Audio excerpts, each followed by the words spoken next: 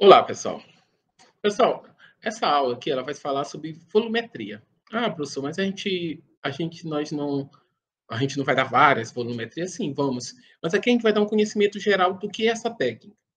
Pessoal, de cara, a volumetria, ela é a técnica, vamos dizer, tradicional, mais usada de quantificação de espécies químicas, tá bom? Como é que funciona? Por exemplo, quando a gente trabalha com analítica 1, a gente trabalha, por exemplo, equilíbrio ácido-base. A volumetria, a gente vai falar de volumetria ácido-base. Qual a diferença? É que na analítica 1, na qualitativa, como preferirem, a gente vai falar de como que essas espécies elas se relacionam dentro da questão termodinâmica da constante do equilíbrio. Aqui, nós vamos falar de como usar essa característica e esse equilíbrio para quantificar uma espécie que tem essas características, seja um ácido e uma base, seja um precipitado, seja um agente redutor ou oxidante, seja um complexante. Enfim, a gente vai usar todos esses materiais para determinação de outros entes que se relacionam. Certinho? Então, como eu falei, os métodos volumétricos eles são métodos clássicos. Pessoal, inclusive, assim, professor, hoje a gente tem vários equipamentos, tem cromatógrafo, tem ICP, tem absorção atômica, tem UV, tem, enfim, métodos eletroquímicos, com certeza. Naturalmente, esses métodos, eles dão um limite de detecção muito bom, melhor, né? Tem uma leitura mais ágil e a gente tem uma implementação de erro menor, correto? Contudo, esses procedimentos experimentais volumétricos ainda são a maioria dos processos tradicionais, inclusive que é reconhecido por agências, por exemplo, agências ambientais como a EPA nos Estados Unidos, tá? Então, a técnica volumétrica, ela ainda é muito usada e é importante, tá? Seja na determinação de experimentais, clínicas, tá? Em determinação de metais, e nós vamos mostrar algumas dessas técnicas. Por exemplo, a gente tem a titulação usada em larga escala, né? A gente tem aqui a ácido base, ou volumetria de neutralização. Professor, qualquer volumetria de ácido base é uma volumetria de neutralização? Não. Ela vai ter que envolver um ácido forte ou uma base forte como titulante. Beleza? O que é o titulante, professor? Vamos lá. Eu tenho aí a bureta, né? Essa bureta, eu vou falar mais detalhes essa vidraria que vai ficar no suporte, esse universal. Eu tenho a bureta. Então, é a solução que eu vou colocar dentro do beck, que eu vou cotejar a partir da bureta, ela vai ser o titulante. A espécie que vai estar no Ellermad, aqui embaixo, né? Aqui embaixo que eu vou estar balançando, ela vai estar cheia do titulado, tá? O titulante é o que é gotejado e o titulado é o que nós temos aqui no Beca, no Ellermad. Comumente mais adequado é o Ellermad. O que é a volumetria de neutralização? Como eu falei, eu vou usar um ácido forte, uma base forte como titulante. E como é que vai funcionar? Por exemplo, se eu quero determinar o teor de um ácido, eu uso um titulante alcalino, uma base. Se eu quero determinar uma base, a concentração de uma base, ou o quanto de uma determinada base tem numa mistura, meu titulante é o ácido. Ou seja, se meu titulado for uma base, numa volumetria de neutralização, meu titulante é um ácido. Se meu titulado for um ácido, meu titulante é uma base, certo? Nesse processo, para a gente conseguir a titulação ácido-base, a gente vai usar os indicadores. A gente vai falar um pouco daqui a pouco desses. E esses indicadores a gente chama de indicadores ácido-base. E como é que vai se dar essa determinação? Ela se dá pelo consumo, né? O consumo de hidroxilas ou consumo de íons hidrônios, o que for, dependendo de qual seja o propósito da titulação. E nós vamos observar uma mudança de cor em função da característica do indicador ácido-base. Beleza? Então, as características que eu uso, que eu considero para fazer uma análise de volumetria de neutralização, são as características se o meio é ácido ou alcalino. Só consigo fazer essa determinação. beleza? Outra coisa que, por exemplo, vamos usar um exemplo, para eu determinar a concentração de ácido acético no vinagre. Eu tenho que fazer uma titulação, eu tenho que usar a volumetria de neutralização. Porque o ácido acético é o quê? Um ácido. Logo, para eu determinar esse ácido, eu vou ter que usar um titulante alcalino, no caso, uma base. Certo? Isso é um exemplo de determinação por volumetria de neutralização. A determinação da concentração de ácido acético no vinagre. Beleza? Outro método volumétrico, tá? É a volumetria de complexação. Tá? A volumetria de complexação ela é muito utilizada para a determinação de metais. Como é que funciona? Como vocês podem ver aí do lado, a gente tem uma figura, né, que é essa figura com o centro, com o Mzinho vermelho aí, uma figura de um metal, tá? Só que esse metal, ele está complexado. Ele está no centro de um complexo com um agente complexante que é o EDTA, etileno diamino tetracético. Tá? Então, ele largamente, quando a gente pensa em determinação de metal, a gente usa ele como complexante ou quelante, como preferirem. Por quê? Porque ele é muito eclético.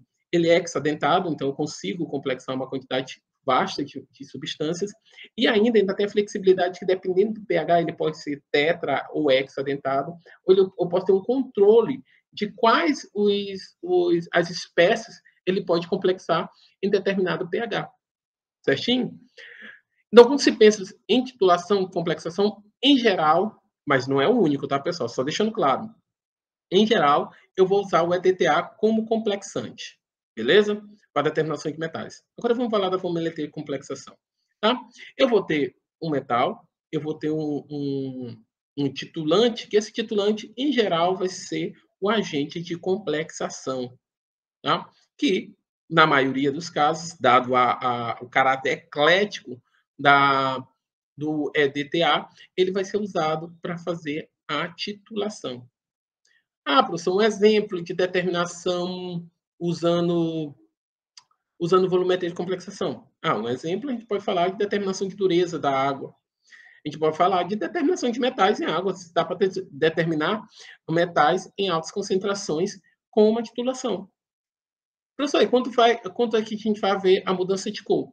Na complexação, pessoal, por vezes, a gente tem um indicador, pode ser usado, mas às vezes usa indicador, tá? Que forma um complexo com o titulante, que forma um complexo colorido, e a partir que a gente observa a mudança de cor, a gente vai ter aí, encontrar o ponto final da titulação, e aí, a partir daí, fazer os cálculos com esses dados. Uma coisa interessante, pessoal.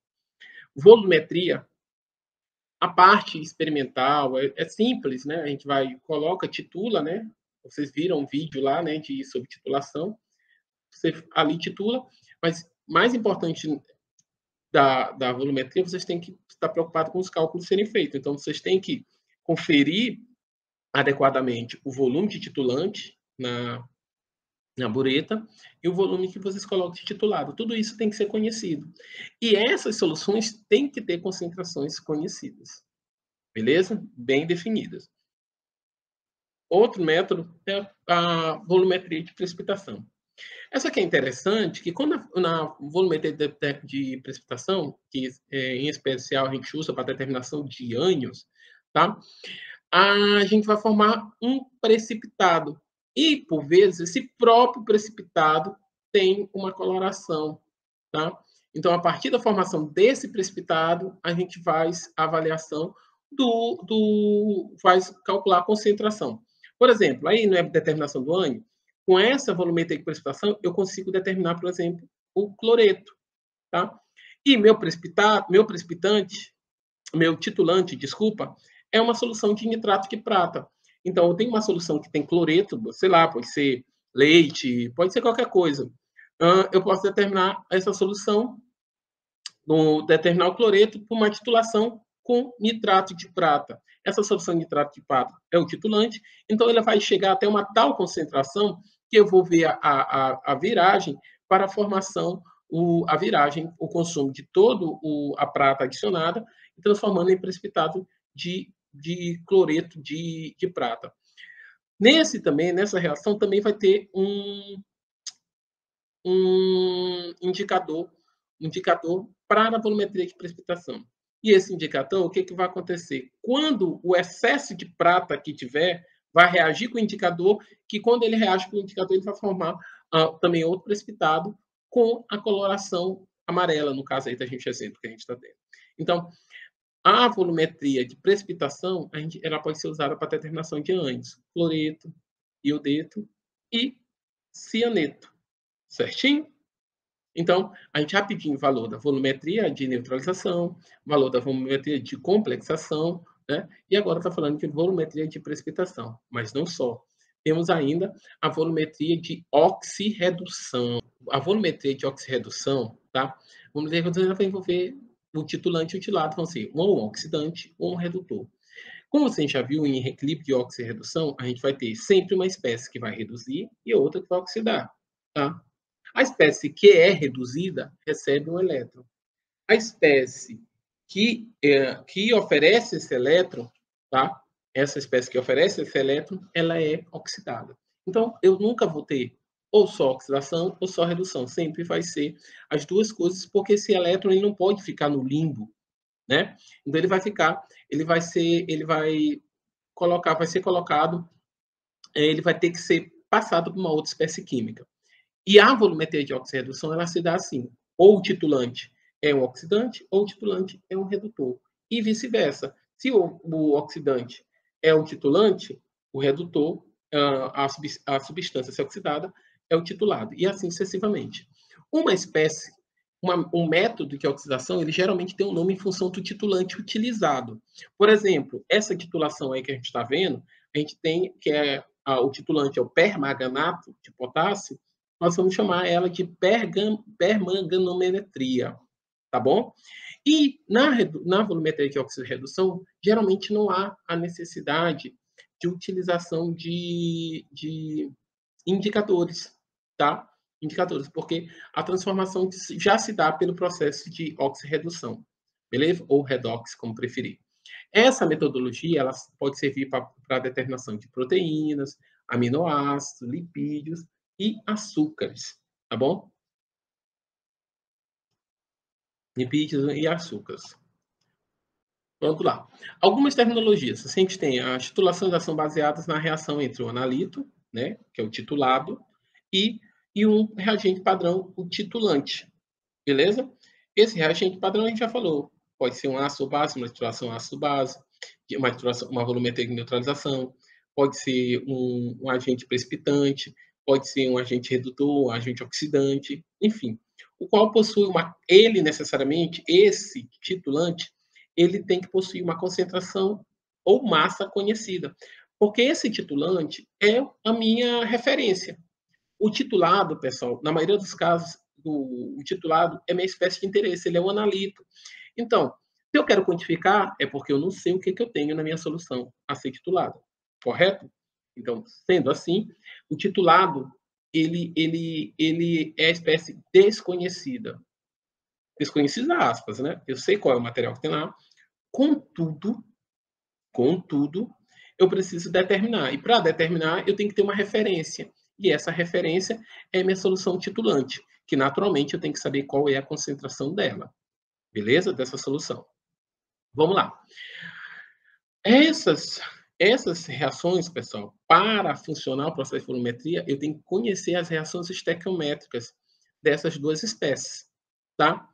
Porque assim eu consigo estabelecer a reprodutividade do experimento. E eu só consigo quantificar corretamente uma determinada espécie, um analito, conhecendo, garantindo que essa reação é reprodutiva e conhecendo como se dá essas reações entre essas duas espécies. Em termos de material, o que a gente tem? A titulação ela tem o que a gente chama de ponto de equivalência. O que é esse ponto de equivalência? Por exemplo, eu vou usar um exemplo bem simples, né? Eu tenho uma solução, a gente sabe que o hidróxido de sódio é uma base forte, tá bom? E a gente sabe que o ácido clorídrico é um ácido forte, beleza?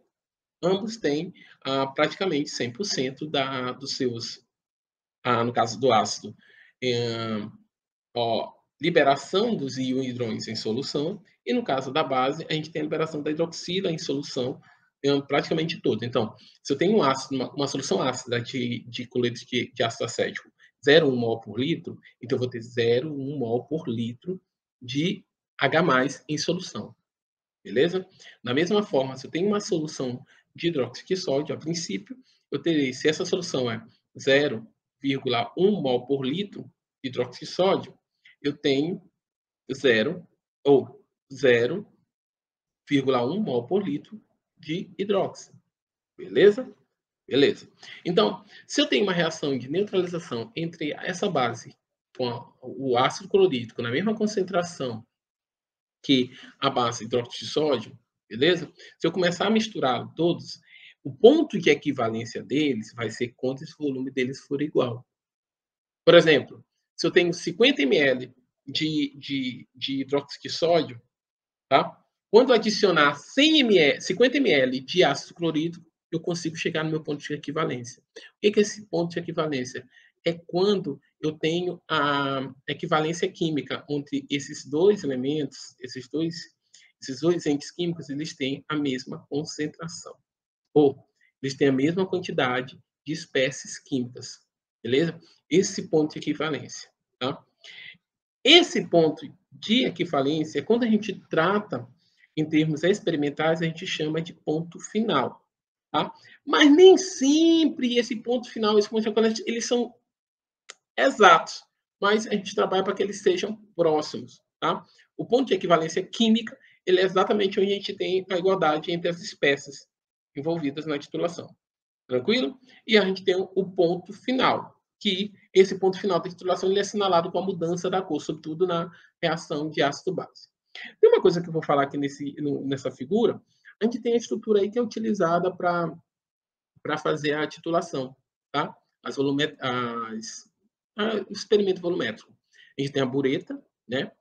Essa bureta, que é onde a gente vai colocar o titulante, como eu falei agora. A gente tem um L-hermário, onde vai ter o titulado, onde é colocado o titulado, e o indicador, dependendo de qual seja a titulação. E eu tenho aí, aí eu tenho o suporte universal, que é essa estrutura, que ela é de metal, tá? E eu tenho as garras. Essa garra, essa parte metálica, né?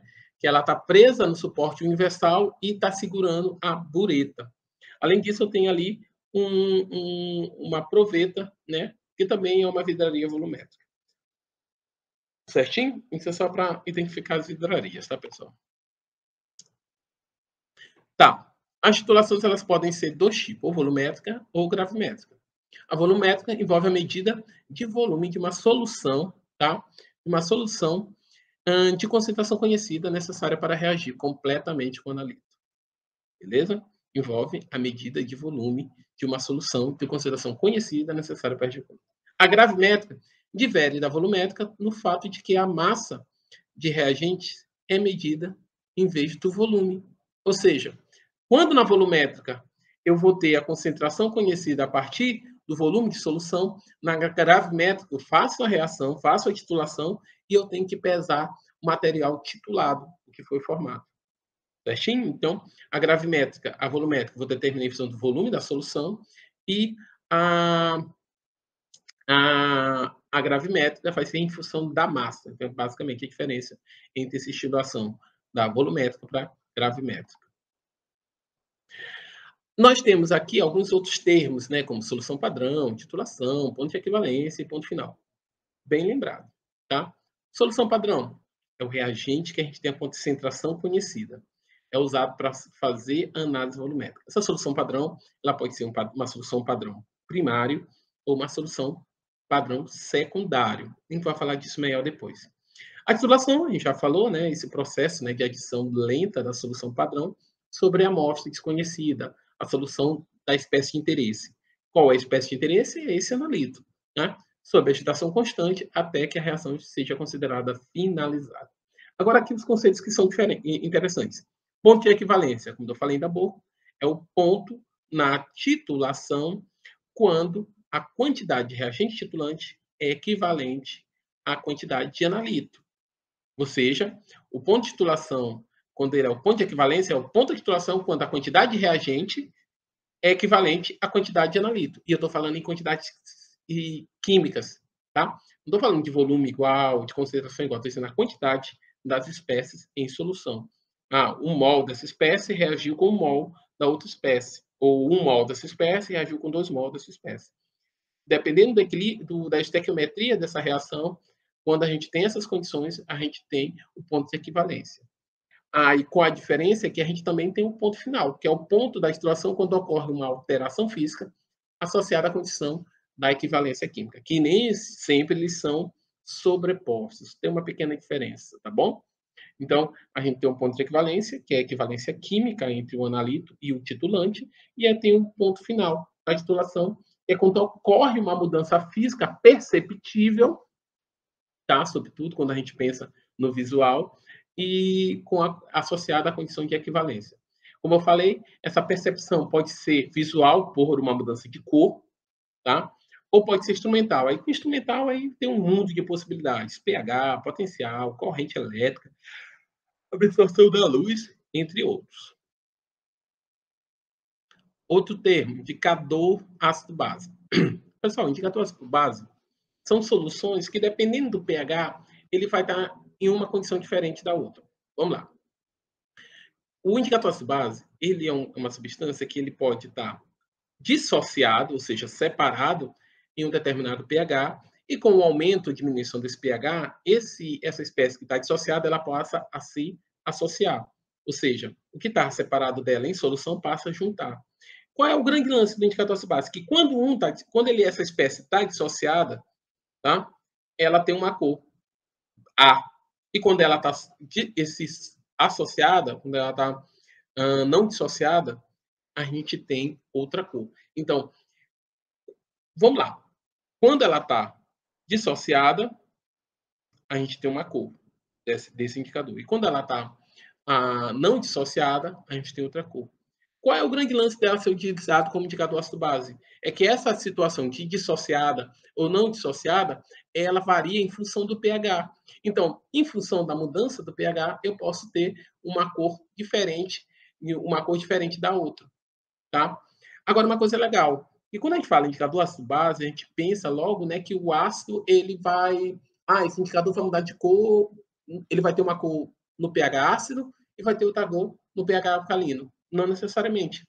Eu tenho indicadores ácido-base, eles vão ter cores diferentes no pH ácido e outros que vão ter cores diferentes no pH alcalino. Ou seja, ele vai sair de um pH alcalino para outro pH alcalino. Só que essa mudança de pH já faz a mudança de cor dele. Como vocês podem ver aqui no exemplo. Por exemplo, a laranjada de metila. A faixa de viragem dele é de 3,1 a 4,4. Ou seja, ele muda de cor, tá? Do vermelho para o alaranjado na faixa ácida. Beleza? Qual é a finalidade dele? Ele pode ser usado para uma série de titulações. O verde de bromocresol também ele vira na faixa ácida, de 3,8 para 5,4. Ele não chega ao pH alcalino. E ele passa do amarelo para o azul. Aí a gente tem o vermelho de metila, que é a mesma coisa, que passa do vermelho para o amarelo. A gente tem o azul de bromotimol, que sai do 6,2 para o 7,6, amarelo para o azul. Aí sim a gente já tem um pH que ele sai do meio ácido para o meio alcalino. Então, esse azul de bromotimol, a gente pode dizer que ele muda de coloração entre nessa faixa aí próximo ao ponto neutro, passando do ácido para o alcalino. E a gente tem a conhecida, tá? Fenolftaleína, que é utilizada para determinação, né? Sobretudo de volumetria e neutralização, que eu estou envolvendo utilizando ácidos fortes, ou bases fortes, tá? A fenolftaleína é utilizada, por exemplo, nessa determinação que eu falei para vocês do ácido acético, tá? A gente vai sair de incolor para vermelho. E ainda na faixa alcalina, a gente tem o timolfina. É difícil pronunciar isso para mim, viu, pessoal? Timolftaleína, tá? Essa timolftaleína, ela sai de incolor para o azul, com um azul bem bonito. Tá? Então, esses são indicadores ácido-base. Aí a gente tem uma amostra, né, das características desse indicador, né? Aí tem violeta de metila, tem no açúcar de promotimol. É interessante que esse violante de metila, tá vendo aqui, ó, que ele sai do 0 para o 16, ele muda de cor, é a faixa dele, ó. Vê que só aqui, só no pH1 que ele está incolor, na outra eles estão com as coisas muito parecidas. Enfim, aí vocês têm uma variação dessas cores, dessas espécies químicas com esses titulantes, com esses indicadores ácido-base.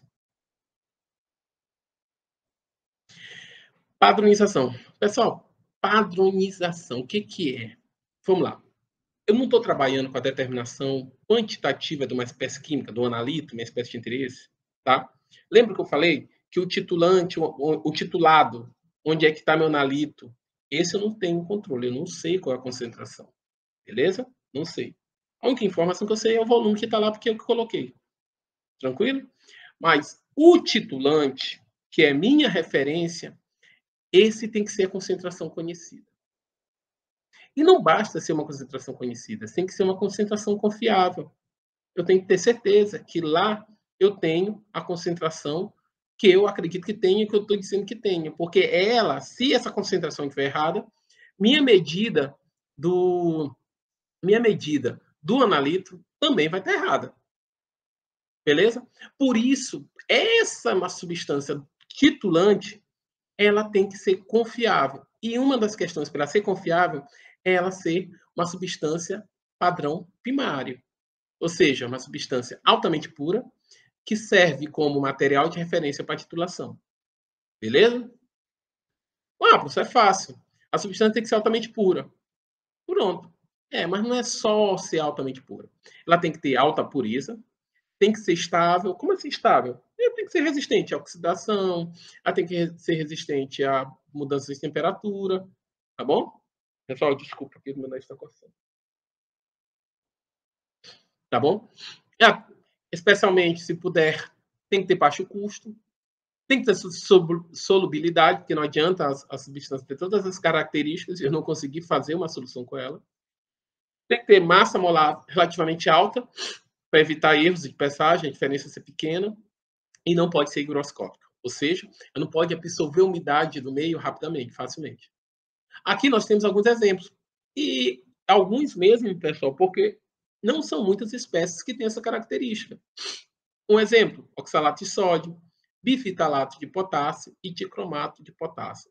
Esses são alguns padrões primários para utilizar na padronização de titulantes. Professor, como assim padronização de titulantes?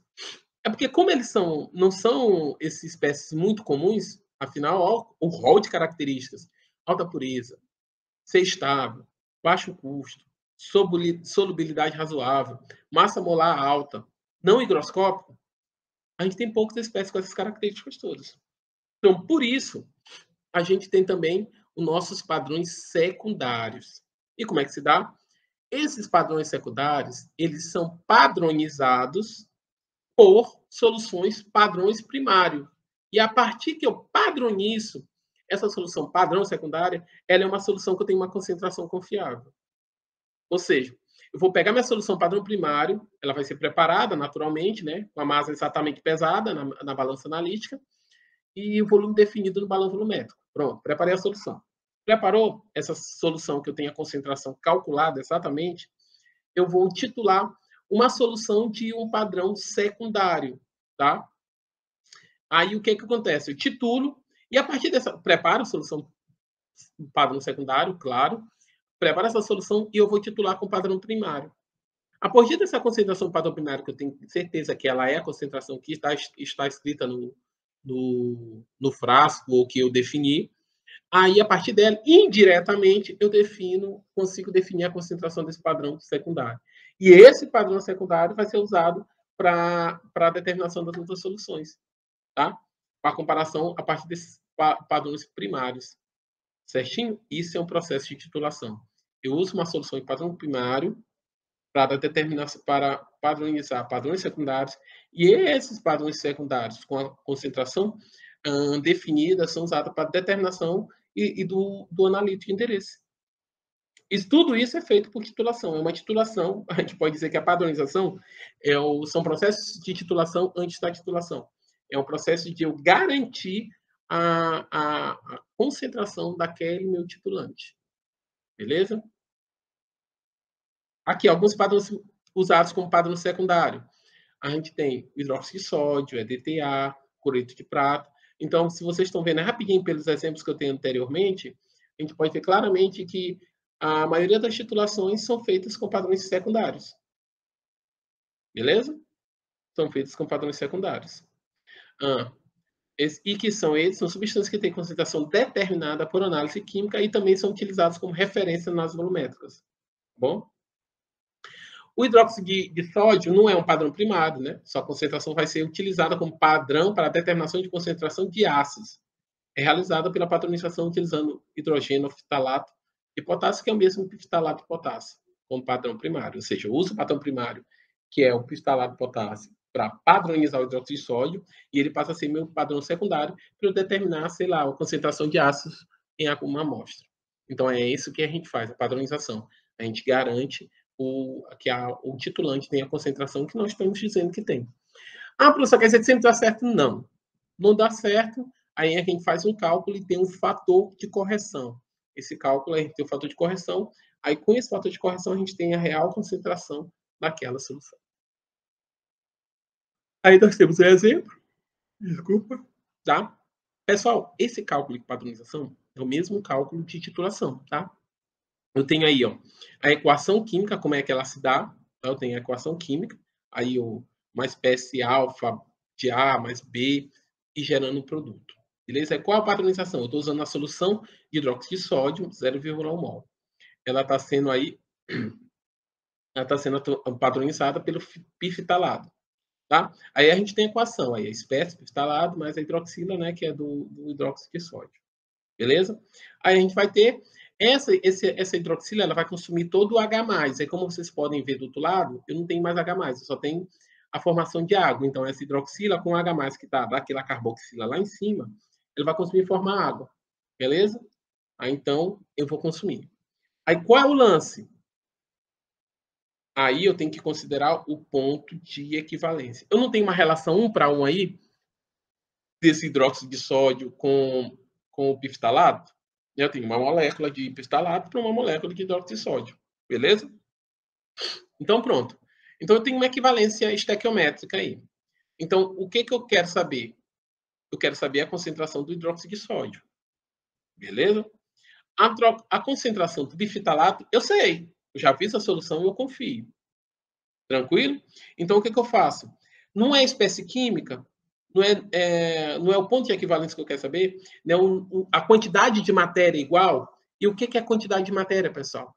É número de mol. Beleza? A equação para eu ter o número de mol, ela pode ser tanto massa, tá? Sobre massa molecular, como pode ser igual a concentração vezes volume. É só testar aí. Então, tanto massa sobre massa molar é igual a quantidade de matéria, como concentração vezes volume é igual a quantidade de matéria, que no caso é o número de mols. E o número de mols aqui é igual. Beleza? Então, mas professor, por que de um lado eu coloco concentração e no outro eu coloco concentração vezes volume e no outro eu coloco massa sobre massa molecular? Depende. Vai depender das informações que tu tem. Por exemplo, tu tem do lado direito aqui concentração vezes volume. Por quê? Porque é do hidróxido de sódio. O que tu quer confirmar? Se a concentração do hidróxido de sódio é aquela que tu realmente colocou lá, que é 0,1 mol. Então, isso aqui vai ser minha incógnita. O volume. O volume tenho certeza que é, porque eu usei uma vidraria volumétrica calibrada. Beleza? Então, tem o volume que eu conheço e a concentração é que eu quero confirmar se ela é igual àquela que está lá, de 0,1 mol por litro. Beleza? Mas e o outro? O outro. Eu vou usar a concentração? Não, porque a concentração já é um processo do cálculo a partir do quê? Da massa que eu pesei na balança analítica e da massa molecular. Então, eu vou usar a massa que eu pesei, fisicamente comprovável. Eu pesei, a balança foi calibrada, estava nivelada, então eu posso confiar naquele valor. Eu tenho essa massa. E essa massa é dividida pela massa molecular. Então, o que sobra? Uma incógnita. Tá? Essa incógnita vai ser a concentração. Aí eu faço todo o cálculo, meio pesos extremos, tudo mais, e vou ter igual concentração real de hidróxido de sódio, 0,1001.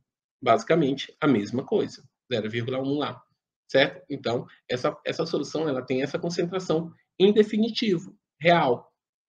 Beleza? Entenderam? O que eu levo em consideração aí? Quantidade da matéria. E a quantidade da matéria é o quê? Número de mols.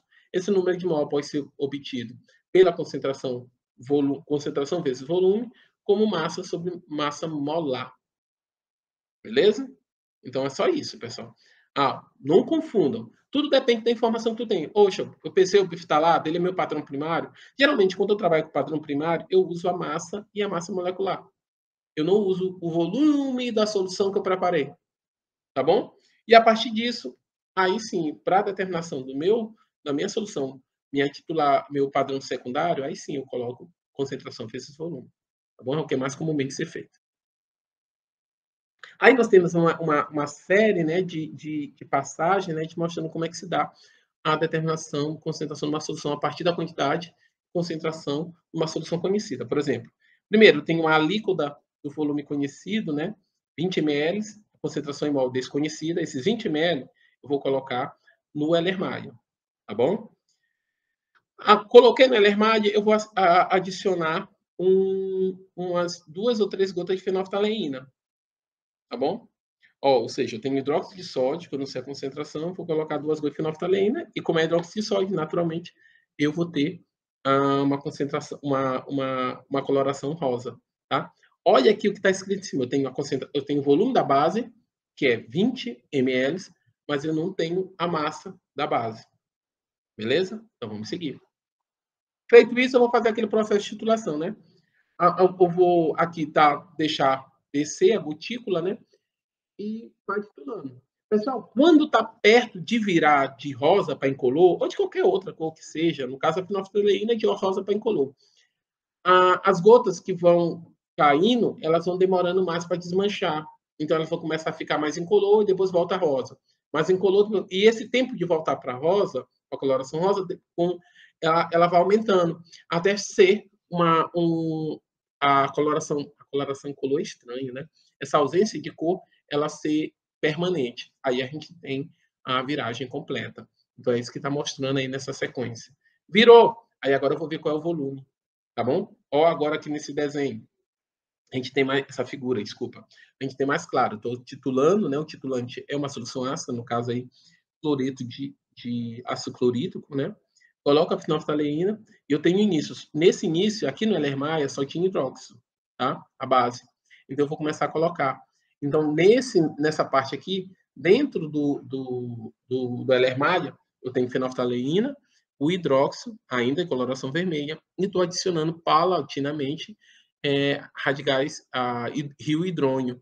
E, além disso, eu tenho formação de água, né? Estou neutralizando, eu tenho base forte, ácido forte, e eu vou reagir e vou ter a formação do sal e da água. No caso, é a formação da água. Beleza? Pronto. Quando eu tiver um pouco de excesso de ácido, aí eu tenho a ponto de viragem e eu vou ter a solução incolor. Após isso, a gente vem para fazer os cálculos. Beleza? Vamos seguir, tá bom? Esses cálculos são muito complicados. Não são, pessoal. Eles são fáceis. Vamos lá. Aqui a gente tem mais uma vez, igualzinho tem no livro aí de vocês. A gente tem aí um Azão, padrão, mais Bzinho, mais Bzão, analito. Isso vai gerar um produto. Esse produto pouco importa. O que importa é essa estequiometria aqui dessa reação. Do Azinho, Azão, mais Bzinho, Bzão. Tá? Então, qual é o grande lance na hora de calcular? Tá? Olha direitinho. Eu tenho número de mols de B, tá? Número de mols, eu inverto, né? Quem estava aqui do lado direito, eu passo para o lado esquerdo. Quem estava do lado esquerdo, eu passo para o lado direito. Eu troquei tudinho os lados, né, pessoal? Vamos lá voltar, tá? Quem está do lado direito, passa para o lado esquerdo. Quem está do lado esquerdo, passa para o lado direito. Há um cruzamento, beleza? Isso eu estou falando dos dois reagentes, tá? Aí o que acontece? O coeficiente Azinho, ele passa a ser o coeficiente do número de mols do B, que estava do lado direito. E o Bzinho, que era o coeficiente do número de mols de B passa a ser o coeficiente do número de mols de A. Então, eu faço uma troca. Tá? Quando isso é 1 para 1, a relação estequiométrica A e B são 1 para 1, não vai fazer diferença. Tá? Mas quando é 2, 5, aí faz. Pessoal, é básico. Tá? Se 1 mol de A reage com 5 mols de B, beleza? Então, eu preciso que 5 mols de A, eu preciso de 5 mols de B para reagir com determinado número de mols de A. Vocês estão entendendo? Então, essa equaçãozinha aqui de baixo, de A igual vezes número de mols de B, e B vezes número de mols de A, elas são fundamentais. Beleza? Agora, vamos sair dessa equação genérica e vamos para uma equação valendo. Eu tenho aí uma reação de redox, uma volumetria redox, permanganometria. Beleza? Então, eu tenho aqui o permanganato, né, o íon permanganato, reagindo com 5 mols de ferro 2 num ambiente ácido. Aí tem 8H+, né? Que vai gerar enoma redox, beleza? Eu tenho o oxidante, que é o permanganato, e tenho esse agente oxidante, ele oxida o ferro. O ferro sai de 2+ para 3+. Então, ele aumentou, né? Então, a gente tem uma oxidação do ferro, tá bom? E uma redução do manganês, beleza? Uma redução do manganês. Tranquilo? Que redução é essa, professor? Tá bom? Vamos lá. Eu tenho o O aí com negativo, né? Então, eu tenho aí 4 vezes O, eu tenho -8, tá? Não, desculpa, -4, beleza? Então, não, o O a gente vai ter -2, beleza? -2, tá? -2 vezes 4 dá -8, mas só que aí tá -1, tá? Eu tenho -8. Pessoal, eu tô fazendo esse cálculo de cabeça, mas vocês podem fazer na caneta. Vamos lá, o número de oxidação do oxigênio é 2, -2, tá? Não vai ficar -2. Então, só que aí tá aparecendo -1, tá? E eu tenho 4 oxigênios, então eu tenho 4 vezes -2 é -8, tá? Então, como esse -8 está aparecendo -1, é porque o meu manganês ele está com +7. Beleza? Deu para entender? Enfim, vocês fazem esse conto e vão saber. O certo é que esse número de oxidação do manganês ele reduz. Tá bom? Então, eu tenho elétrons que saem do ferro e são absorvidos pelo manganês. Beleza, vamos lá. Tá? Esse elétron sai tudo e vamos para o manganês. Beleza. Mas o que eu quero chegar? Não quero falar dessa parte do equilíbrio. Vamos aqui se concentrar no cálculo. Tá bom? O que eu tenho? Eu tenho equação. Tá? Lembra que eu falei para vocês? E vocês podem escolher as características que vocês têm. No caso da solução do ferro, eu só tenho, tanto do ferro como do permanganato, eu tenho só a concentração e o volume. Então, aqui eu não vou usar a mesma fórmula. Vocês estão vendo aí do lado? Eu tenho o número de mols. Ele pode ser igual massa, molaridade pelo volume, ou posso ter o número de mols, massa igual a número de mols igual massa do soluto sobre a massa molar do soluto, e eu posso ter o número de mols igual a massa, que é a mesma coisa, massa molar, e o número de mol igual o volume vezes a massa molar. Enfim, a concentração molar. Beleza? Beleza. Então, mas como aqui no caso a gente tem duas soluções, eu posso usar a concentração das soluções, tá? Então, eu tenho a solução, olha quem aqui, vamos lá. A solução B, tá? A solução aqui do ferro, beleza? Trazendo para cá, que aí está completa. Então, a solução do ferro, ela vai ter um número, tá? Pessoal, nessas coisas, o que a gente analisa? A gente analisa só o oxidante e o redutor, tá? O permanganato e o ferro. Esquece todo o resto. Lembra que eu estou falando só do produto? Esquece todo o resto. A gente olha a equação toda só para saber se está balanceada. A gente só verifica, está balanceada? Então, beleza. Se está balanceada, a gente esquece o resto e olha só aqui para o lado dos reagentes. Então, eu tenho 5 de ferro agindo com 1 de permanganato. Então, o que eu faço? Eu inverto. Tá? Então, eu tenho 1, qual o coeficiente do permanganato? É 1.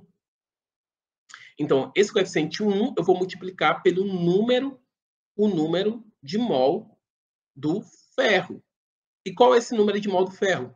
Concentração de ferro 2+, vezes volume de ferro 2+. Igual a 5 vezes, que é 5?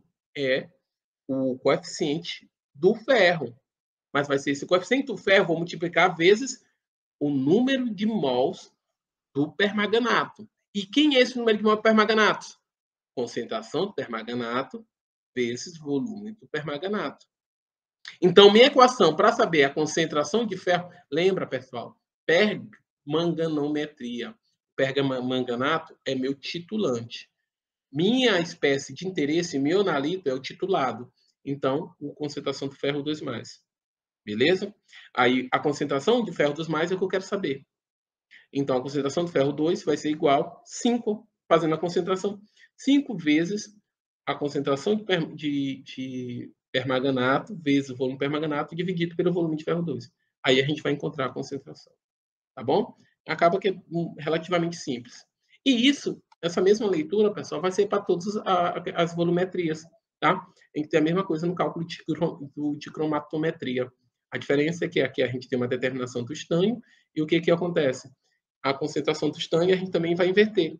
O dicromato, né, que é o dicromato de potássio, que é usado nessa titulação, ele vai ser multiplicado por 3 vezes, que é o coeficiente do estânio, que é o analítico de interesse, por 3 vezes, e o número de matéria, a quantidade de matéria do estânio vai ser multiplicado por 1, que é o coeficiente do dicromato. Beleza? E eu vou fazer, aí a conta vai ser a mesma. Pessoal, lembrando, a gente olha a equação toda, global, para ver se está equilibrada. Porque se ela não tiver esse equilibrado, se ela não estiver corrigida, estequiometricamente correta, tá? Meu cálculo vai estar errado. Então, vejo primeiro se está equilibrada, se está balanceada a equação. Essa equação estando balanceada, aí sim eu consigo fazer meus cálculos. Beleza? Então, a gente consegue determinar. Pessoal, está disponível para a gente tirar qualquer dúvida sobre isso, que é um pouco complicado. Dê uma olhada, faz os testes, tá? À disposição na aula. Um abraço e até lá.